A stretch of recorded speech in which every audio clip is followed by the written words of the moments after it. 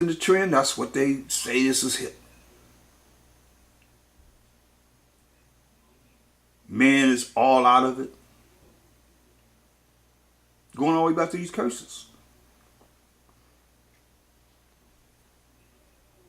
He said, verse 22, and if ye will not be reformed by me, by these things, you seeing all these things happening to us, and you still don't want to come back to the law, statutes, commandments of the Most High, but will walk contrary unto me. How you walk contrary to the Most High? By not doing what he says do. He gave us moral laws, civil laws, dietary laws, ceremonial laws, and sacrificial laws. But we know the sacrificial law we're not doing anymore because Hamashiach Yahushua was the ultimate Lamb of the Most High, the ultimate sacrifice for the sins of the 12 tribes of Israel. Now our bodies have to be a living sacrifice, Romans 12:2, which is our reasonable service. No matter what you're going through. This is the healing that we have through the Most High. He wounded, he healed. So when we represent him, go into his word, then you could be healed. But if not, then you can't do it yourself. Ain't no doctor going to do anything for you. You're not with the Most High. He the one that brought the wound on you, or on us.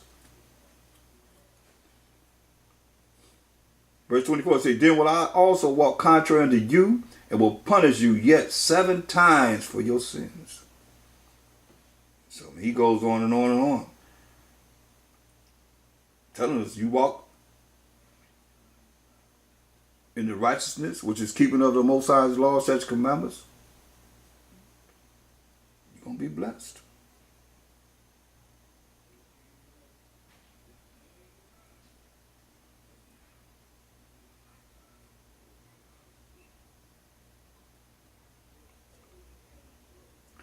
So let's look at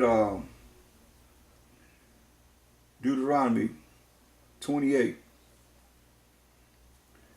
and 58. It says, if thou wilt not observe to do all the words of this law that are written in this book, that thou mayest fear this glorious and fearful name, the Most High, our power, the Most High, your power, thy power, which is your power, then the Most High will make thy plagues wonderful. Hear that? He's going to bring his vengeance on us. It is going to be wonderful. And the plagues of thy seed, even great plagues, and of long continuance, going to last a long time, be plagued a long time. And sore sicknesses, and of long continuance, going to last a long time. He said, moreover, he will bring upon thee all the diseases of Egypt, which thou was afraid of, and they shall cleave unto thee.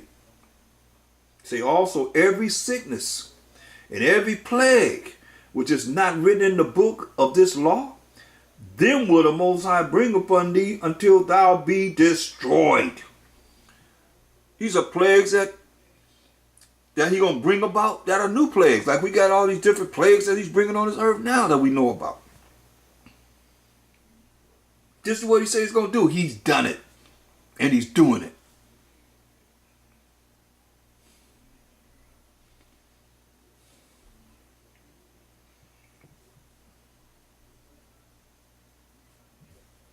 That's why we have to know what he's saying and do what he's saying so we can be blessed.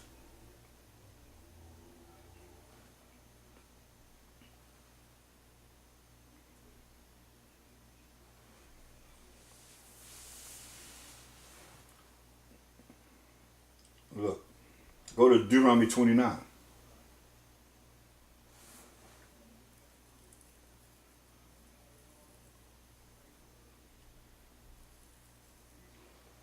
All you that want to follow your heart, follow your own heart, which the scripture says the heart is deceitful above all things and desperately wicked. Who can know it? So Deuteronomy 29 and 19. And it come to pass, Deuteronomy 29 and 19, and it come to pass when he heareth the words of this curse, that he bless himself in his heart. You're going to bless yourself in your mind. You hear the words of this curse. You hear what he said. You can see it. There be spirits that are created for vengeance, that bring forth the vengeance of the Most High. You hear the words of this curse, that he bless himself in his heart, which is his mind, saying, I shall have peace, though I walk in the imagination of mine heart. I'm going to have peace, even though I walk in the imagination of my own mind. To add drunkenness to thirst, the Most High will not spare him. But then the anger of the Most High, which is the vengeance of the Most High, and his jealousy shall smoke against that man. And all the curses that are written in this book shall lie upon him. Ooh. And the Most High shall blot out his name from under heaven. The Most High gonna kill him. And the Most High shall separate him unto evil out of all the tribes of Israel, according to all the curses of the covenant or the agreement, the contract that the Most High have with the 12 tribes of Israel that are written in this book of the law.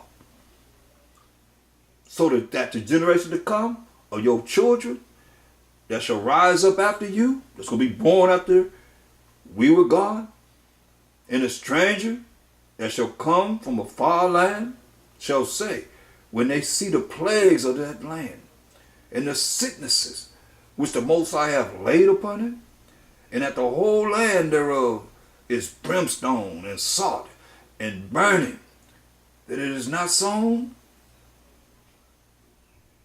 is desolate,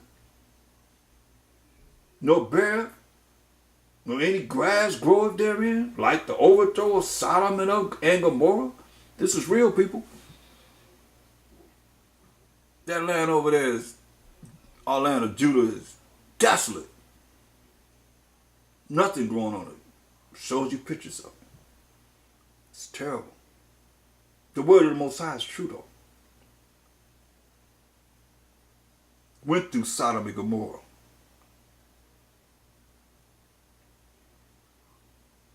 Hear what he said? Like the overthrow of Sodom and Gomorrah, Admah and Zebulun, all those three cities I took pictures of to show our people. Hopefully to bring the fear of the Most High, which the Most High overthrew in his anger and in his wrath. Even all nations shall say, wherefore hath the Most High done thus unto this land? What meaneth the heat of this great anger? I mean, he left it so that he burned it up and left remnants. Like you could see that there was a house there. It was some kind of building there. It was, I mean, the way it is like how man can't do that. Let man duplicate Sodom and Gomorrah. These three cities that he's talking about here. Where he brought fire and brimstone down unto this day to be seen as a sign of his power.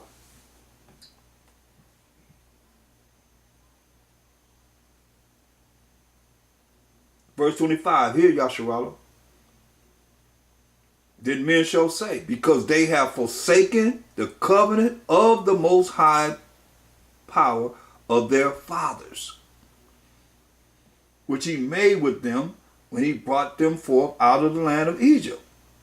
For they went and served other gods, the idols of the other nations. When he said, get rid of all of that, and worship them, gods whom they knew not, and whom he had not given unto them. Think about this. Show me where the Most High gave you your religion in this Bible. You'll never see it. And the anger of the Most High was kindled against this land, to bring upon it all the curses that are written in this book. And the Most High rooted them out of their land in anger and in wrath and in great indignation, and cast them into another land as it is this day. See? He brought these curses upon us because we refuse to do what's right. We refuse to follow his law, statutes, commandments.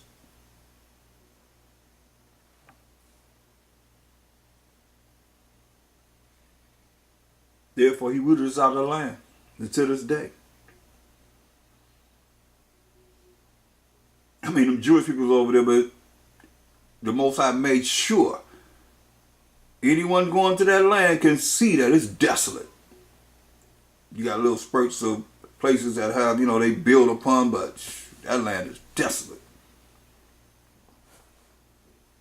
Hear the word of the Most High.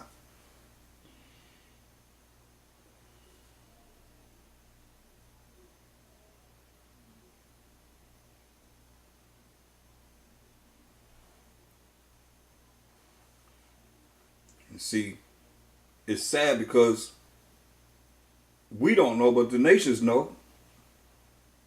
They're not going to give acknowledgement to it because they've been programmed not to. But you hear them. I seen when they had the fires in California, worst fires ever. They was saying, "Oh, Jesus, please, please." They was calling on him. They weren't talking about, "Oh, Mother Nature, oh, El Niño, oh, La Niña, oh, global warming." Nah.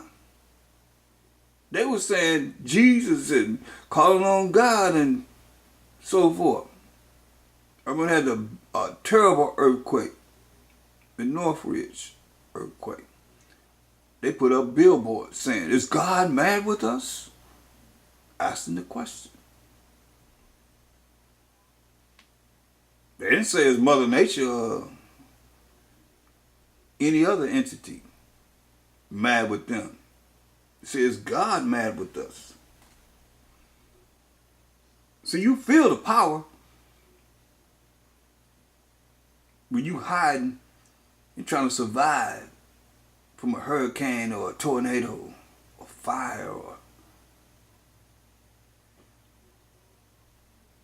the vengeance of the Most High that the spirits bring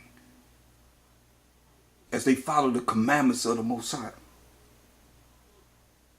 You know them. Or whenever something bad happened to you, if you spiritual, you're going to think about, wow, man, why am I getting this? Why is this happening to me? Why am I getting jacked like this?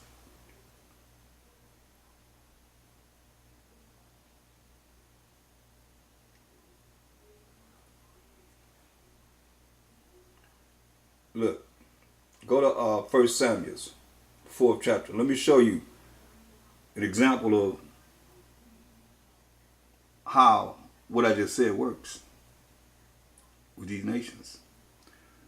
1 Samuel 4:1, it said, and the word of Samuel came to all Israel. Now Israel went out against the Philistines, which are Egyptians, which are Hamites, to battle, so-called Africans, and pitched beside Ebenezer, and the Philistines pitched in Alphek. 1 Samuel 4:2. And the Philistines, which are Hamites, Egyptians, so-called Africans, put themselves in array against Israel. And when they joined battle, Israel was smitten before the Philistines, and they slew of the army in the field about 4,000 men. So they killed about 4,000 men of the Israelites. And when the people would come into the camp, the elders of Israel said, "Wherefore hath the Most High smitten us today?" Remember, the Most High killed. And we understood that the Most High did this. So wherefore hath the Most High killed us today before the Philistines? let us fetch the ark of the covenant of the Most High out of Shiloh unto us, that when it cometh among us, it may save us out of the hand of our enemies. So they thinking the ark of the covenant, just having it, is going to save them from the hand of the Philistines, so-called Africans, so-called Egyptians, our enemies. See, that can go right over your head. Meaning they're not your friends, but they're your enemies.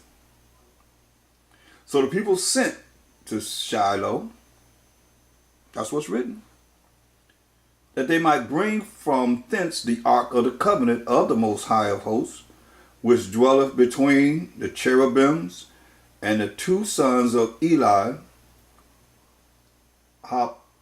Hophni and Phinehas, were there with the ark of the covenant of the Most High. And when the ark of the covenant of the Most High came into the camp, all Israel shouted with a great shout, so that the earth rang again. So when they bought the ark of the covenant, we start hollering and screaming.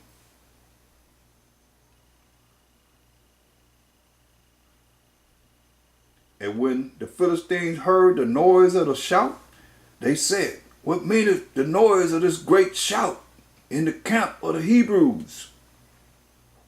And they understood that the ark of the Most High was coming to the camp. So he understood that the ark of the Most High had come into the camp. So Israel thinking, oh, they had the ark of the covenant of the Most High. That's all we need. It's going to save us. Verse 7, and the Philistines were afraid, for they said, the Most High is coming to the camp. And they said, woe unto us, destruction to us. But there have not been such a thing heretofore. Nothing like this has happened before. Woe unto us, destruction unto us. Who shall deliver us out of the hand of these mighty gods? Hear that? These mighty gods. These mighty powers. These are the gods or the powers that smote the Egyptians with all the plagues in the wilderness. So what are they saying? Go to Psalm 78 and 49. That's what they remember. So remember the Most High got him a name. With those plagues that he brought upon the Egyptians when we were there in captivity. Listen. He cast upon them, this is Psalm 78 and 49. He cast upon them the fierceness of his anger, wrath, and indignation and trouble by sending evil angels among them. See? He made a way to his anger. He spared not their soul from death, but gave their life over to the pestilence, and smote all the firstborn in Egypt, the chief of their strength in the tabernacle of Ham. That you know these Egyptians are Hamites. These Philistines, which are Egyptians, are Hamites. They are the tabernacle of Ham, but made his own people to go forth like sheep, and guided them in the wilderness like a flock. He led them on safely, so that they feared not. But the sea overwhelmed their enemies. When Pharaoh chased us, once he let us go. You see? So look, going back to 1 Samuel 4. Verse 8, it says, woe unto us. These Philistines, these Egyptians are afraid. Who shall deliver us out of the hand of these mighty gods? So they knew about them evil angels that the Most High sent to smite the Egyptians for their wickedness. These are the gods that smote, or the powers that we just read about, them evil spirits, them evil angels, that smote the Egyptians with all the plagues in the wilderness. Be strong and quit yourselves like men, O ye Philistines, that ye be not servants unto the Hebrews, as they have been to you. Quit yourselves like men and fight. And the Philistines fought, and Israel was smitten, and they fled every man into his tent. And there was a very great slaughter, for there fell of Israel 30,000 footmen. Woo. So the Ark of the Covenant didn't save us from the destruction that the Most High brought upon us. For there fell of Israel 30,000 footmen. And the Ark of the Most High was taken. And the two sons of Eli, Hophni and Phinehas, were slain. They were killed.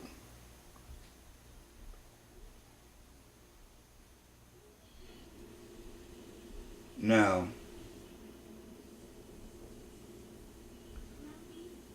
check this out. Let's go to the next chapter. 1 Samuel 5, and I haven't reviewed this in a while. I love this. It says verse 1. 1 Samuel 5 and 1. And the Philistines, these Egyptians, these Hamites, so-called Africans, took the Ark of the Most High and brought it from Ebenezer unto Ashdod. When the Philistines took the Ark of the Most High, they brought it into the house of Dagon and set it by Dagon. This their God. Their God. Set it by Dagon.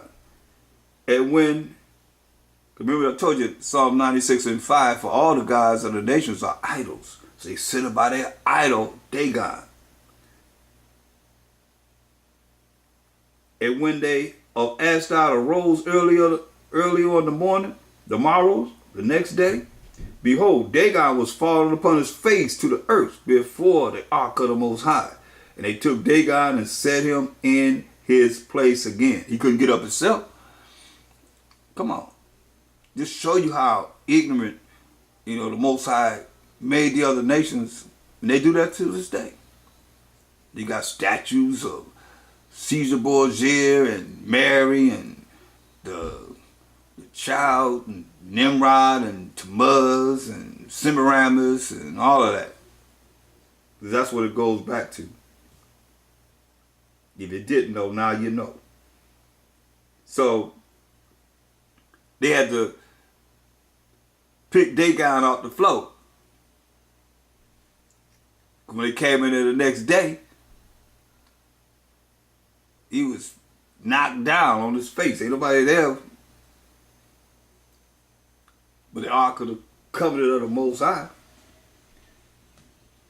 And when they arose early on the morrow morning, behold, Dagon was fallen upon his face to the ground before the Ark of the Most High, and the head of Dagon and both the palms of his hands were cut off upon the threshold. Only the stump of Dagon was left to him.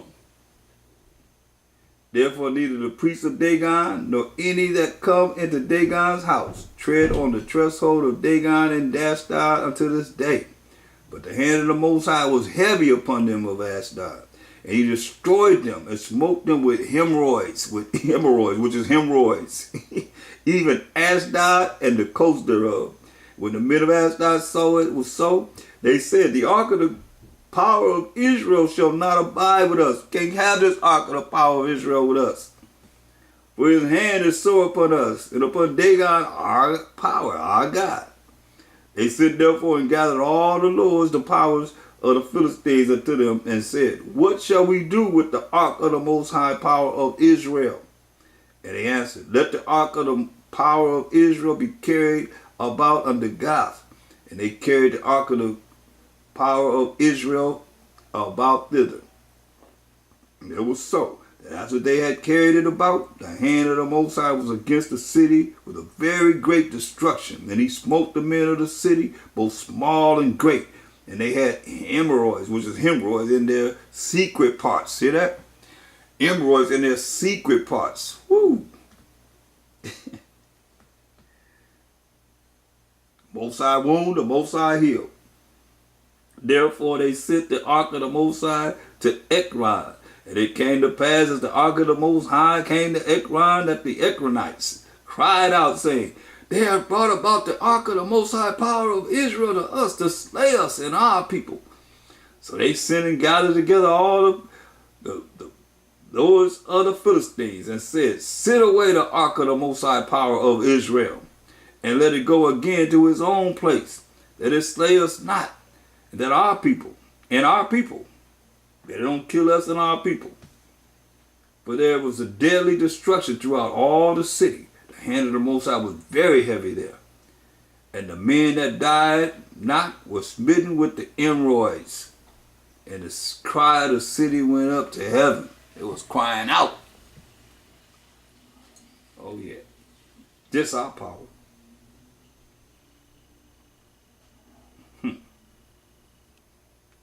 So go to the book of Jeremiah.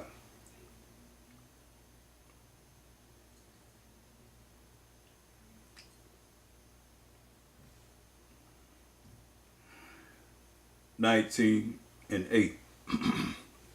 I mean, you see the warnings. He warned us more than a few times.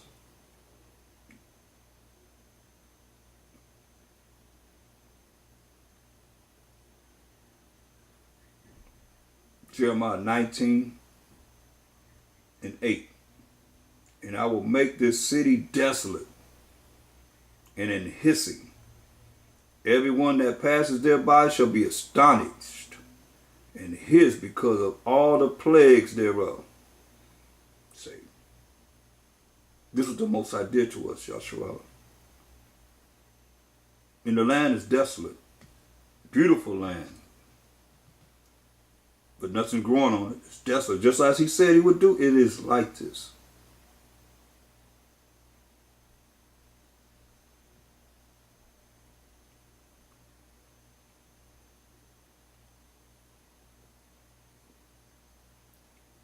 Go to Jeremiah 49.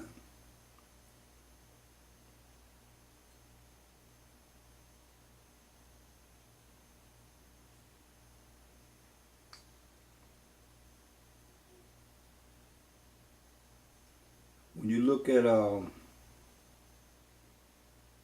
Jeremiah 49, 50 and 51, it's talking about, a lot of it's talking about the Edomites.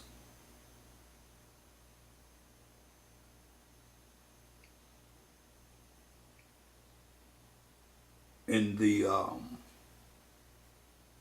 plagues that he's going to bring upon them. Look at Jeremiah 49 and 10. Like I say, the Most High is fair. He is just. Jeremiah 49 and 10. But I have made Esau bare. I have uncovered his secret places. The things that he think nobody could see. He say, nobody see me. You don't see me.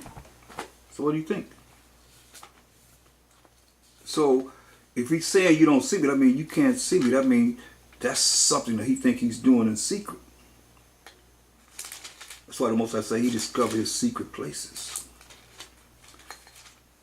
Where you think he don't see you, but he do see you. Most High's eyes are 10,000 times brighter than the sun.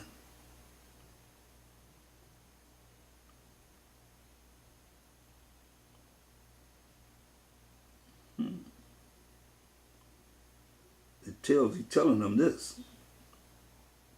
Go to Isaiah 47.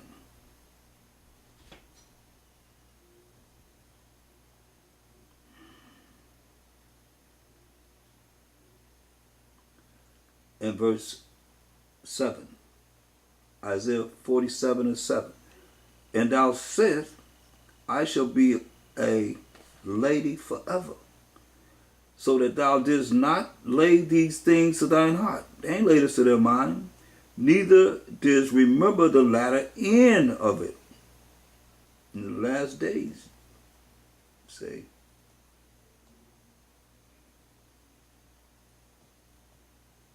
they ain't consider this. Verse 11, therefore shall evil come upon thee, thou shalt not know from whence it rises, and mischief shall fall upon thee, thou shalt not be able to put it off, and desolation shall come upon thee, suddenly, which thou shalt not know. Don't know where it's coming from. Say, they saying none seeth me.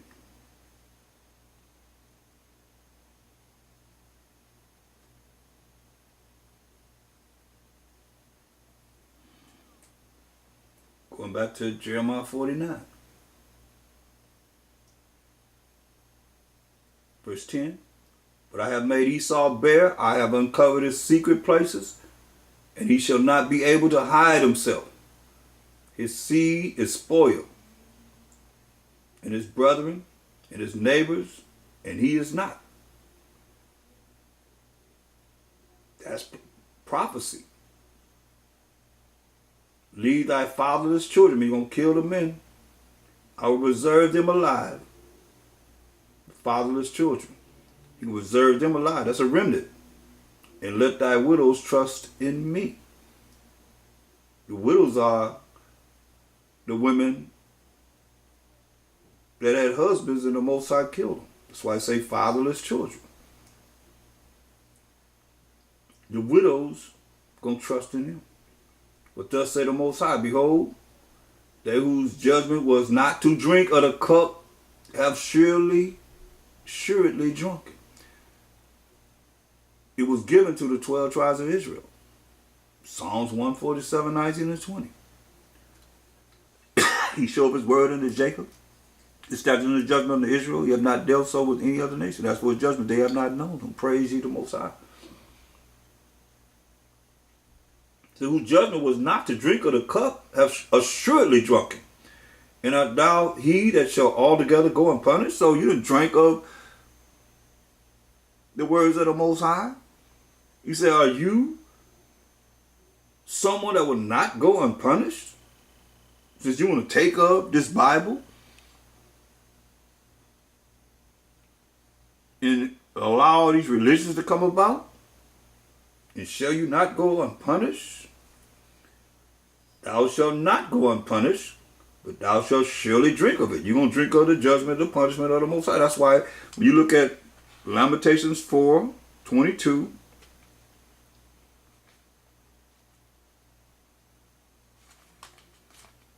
he's saying it again. Well, there's many places, but this is one that really gets right to the point. Listen, Yasharallah, it says, and I'm talking to the Yasharallah, educating you. Lamentations 4:22, the punishment of thine iniquity is accomplished, O daughter of Zion. So he's telling her, our punishment is accomplished. 12 tribes of Israel, which are Zion. He will no more carry thee away into captivity. So we know this is talking about the last days. This last captivity we have to serve. This is what he say he's going to do. He will visit thine iniquity. He's going to visit your wickedness, your sins, your abominations. O daughter of Edom, as we see in here. He will discover thy sins. He will discover your sins. That's why it says, you were supposed to drink of this, but you drank of it, so now you're going to be held responsible. Most High is something else.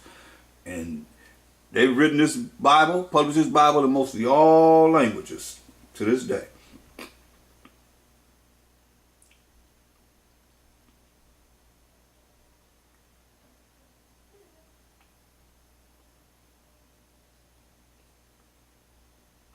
Verse 13, Jeremiah 49:13. For I have sworn by myself, said the Most High, That Basra, which is capital city of Edom, which would be what? New York today, shall become a desolation, a reproach, a disgrace, a waste, and a curse. And all the cities thereof shall be perpetual wastes. I have heard a rumor from the Most High, and an ambassador is sent among the heathen, saying, gather ye together, and come against her, and rise up to the battle. But lo, I will make thee small among the heathen, and despised among men. Thy terribleness have deceived thee. See? And the pride of thine heart, O thou that dwelleth in the clefts of the rock. That you know that, who's it talking about? Esau, the Edomites. He said in verse 10, he hath made Esau bare, exposing him. Thou that dwelleth where? In the clefts of the rocks. See? Giving you clear indication who it's talking about. The caveman.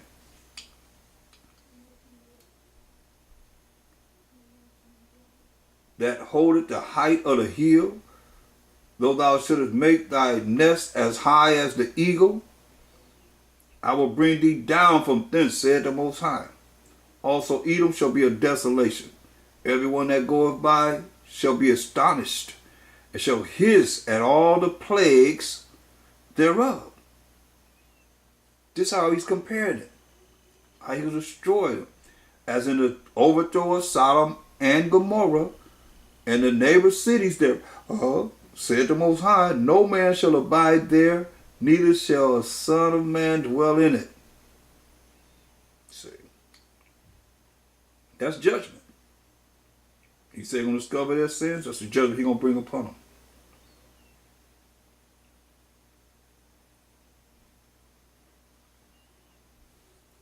Go to Jeremiah 50.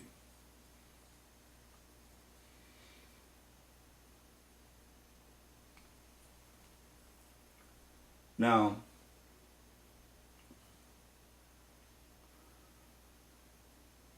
when you look at Jeremiah 50 and 10, it says, in Chaldea shall be a spoil. All that spoil her shall be satisfied, said the Most High. So when you look at, the prime example is, we look at Isaiah 47th chapter, and we look at how, because Chaldeans represents the Babylonians. So it says in Jeremiah 47 and 1, so we get some understanding there.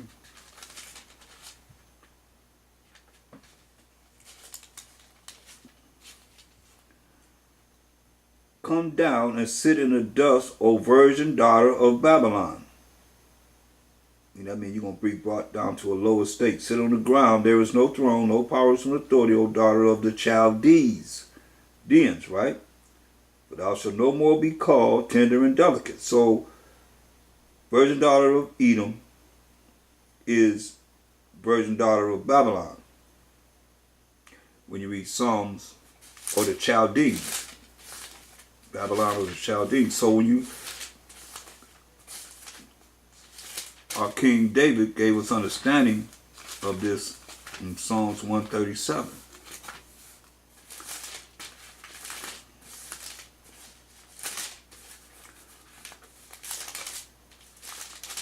Pertaining to the Babylonians being also considered the Edomites, or the indigenous so-called Caucasians people.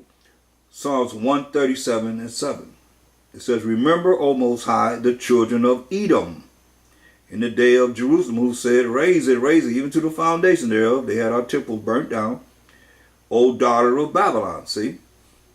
Virgin daughter of Babylon.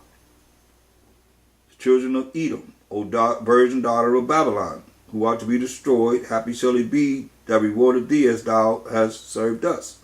See? So when we go back to Jeremiah, it says in verse 10, and Chaldea shall be a spoil, and all that spoil her shall be satisfied, said the Most High. I mean, they're going to rob. Going to be robbed because you were glad, because you rejoiced, O ye destroyers of my inheritance. Destroyers of my inheritance. Who's the Most High's heritage? Go to Deuteronomy 32 and 9. We usually go to Deuteronomy 32, 8 and 9. I'm going to go right to the point for time's sake. Deuteronomy 32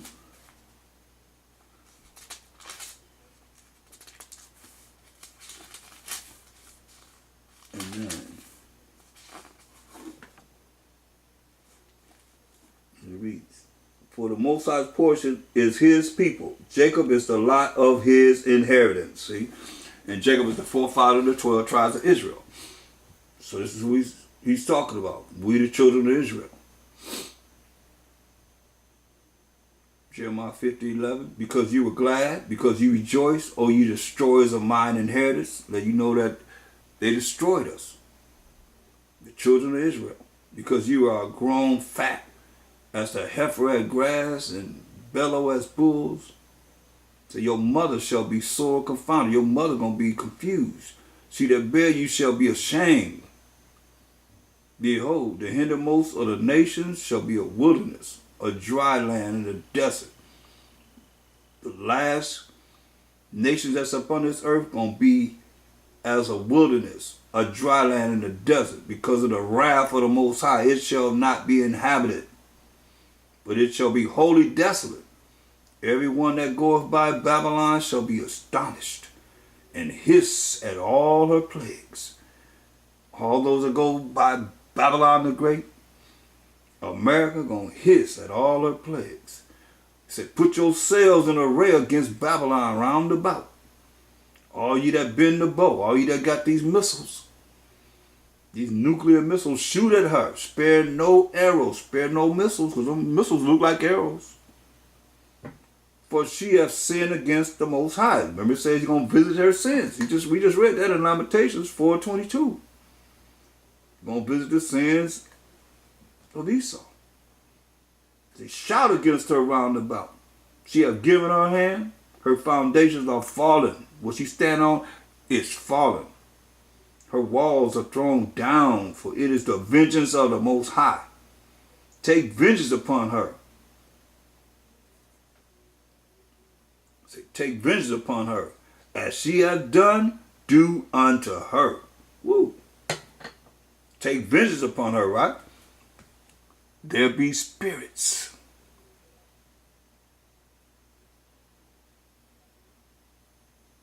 that are created for vengeance.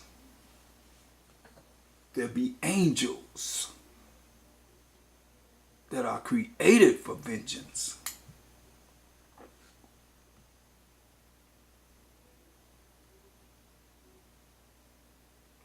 Say this place is never going to be inhabited. And he's telling them, shout against her, verse 15, round about. She hath given her hand, her foundations are fallen, her walls are thrown down. That's the security. You got walls for security, for protection. For it is the vengeance of the Most High. Take vengeance upon her. Remember, the angels are here on the earth, and they will not transgress his commandments.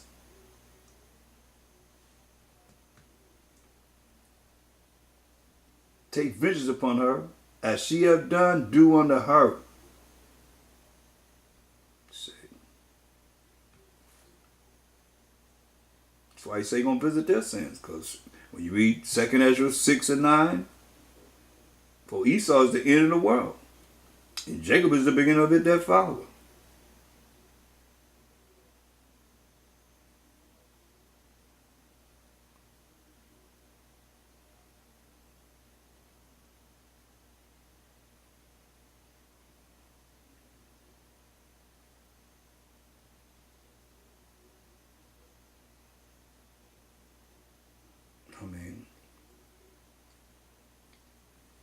We are full of a lot of plagues.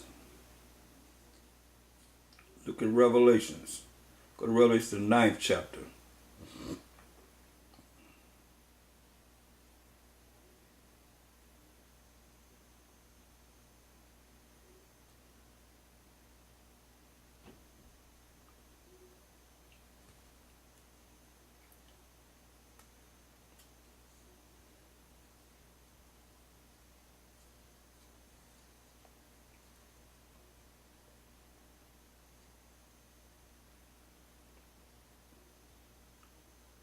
Verse 9 and 16. It says, and the number of the army of the horsemen were 200,000. I heard the number of them. My second side coming back with 200 million angels. And thus I saw the horses in the vision, and them that sat on them, having breastplates of fire and of jasper and brimstone. And the heads of the horses were as the heads of lions. And out of their mouths issued fire and smoke and brimstone. What's that fire, smoke, and brimstone for? That's the first identity of the spirits of vengeance that the Most High says he's going to bring upon this earth. Fire. And smoke and brimstone. And these three was the third. By these three was the third part of men killed by the fire and by the smoke and by the brimstone which issue out of their mouths. For their power is in their mouth and in their tails. For their tails were like unto serpents and had heads, and with them they do hurt. It's no different than what we see here in 2nd Ezra 13 and 9. When all these nations, their armies, their navies, the Marines, and the Air Force going to get together to fight on Mashiach Yahushua when he come back to judge and make war. You can read the whole thing for yourself. We're going to get right to the point as it's saying these angels, out of their mouth going to come fire and smoke and brimstone. Let's see what's coming out of Mashiach Yahushua's mouth as a spirit of vengeance, as a spirit that's coming on this earth, as an angel that's coming on this earth in his angelic power to judge and make war. 2nd Ezra 13 and 9. And lo, as he saw the violence of the multitude that came, they coming to fight. That's why I read verse 8. After this I beheld, and lo, all they were which were gathered together to subdue him, to subdue Mashiach Yahushua, were so afraid. They're going to be so afraid, and yet does fight. That's the Army, the Navy, the Marines, the Air Forces of all these nations. They're going to be afraid, but they're going to fight because they're under the commandment of man. Verse 9, and lo, as he saw the violence of the multitude that came, he neither lifted up his hand, nor held sword, nor any instrument of war, but only I saw that he sent out of his mouth, as it had been a blast of fire, and out of his lips a flaming breath, and out of his tongue he cast out sparks and tempests, brimstone. And they were all mixed together, the blast of fire, the flaming breath, and the great tempest, and fell with violence upon the multitude which was prepared to fight, and burned them up, every one. So that upon a sudden of innumerable multitude, nothing was to be perceived, but only dust and smell of smoke. When I saw this, I was afraid. I said, wasn't nothing. So you're going to burn them all up. That's why it behooves you, if you're an Israelite, not to be involved in this judgment that's coming down at this time, but you're going to be burnt up. As it is written. Prophecy. That's why you go to Revelation 19.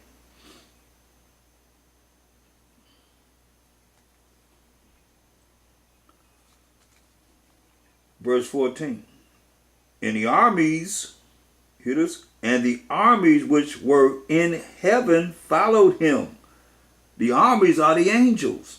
That's why they called hosts.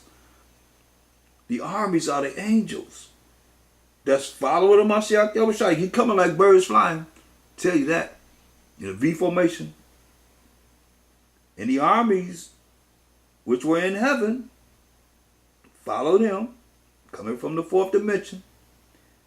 These angels following the Mashiach Yahushua upon white horses, pure righteous power, clothed in fine linen, white and clean.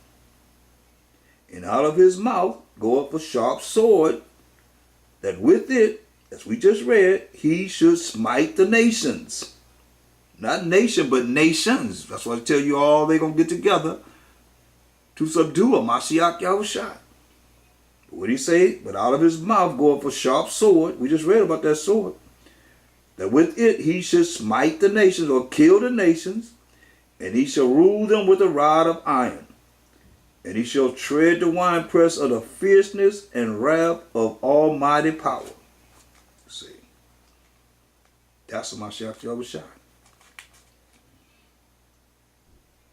And he had on his vesture and on his thigh a name written, King of Kings, King of Kings, and Power of Powers. See, that's the Mashiach Yahushua. Same one we just read about us. Second Ezra, and going back to Revelation 9. It says, verse 18, by these three was the third part of men killed. It told us out of their mouths in verse 17 issued fire and smoke and brimstone. That's we done read a few places, at least two other places. By these three was the third part of men killed, by the fire and by the smoke and by the brimstone, which issued out of their mouths. And their power is in their mouths, and in their tails, for their tails were like unto serpents, and had heads, and with them they do hurt.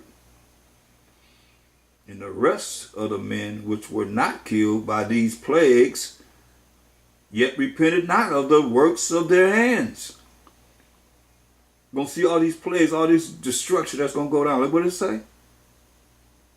Verse 18, by these three was the third part of men killed.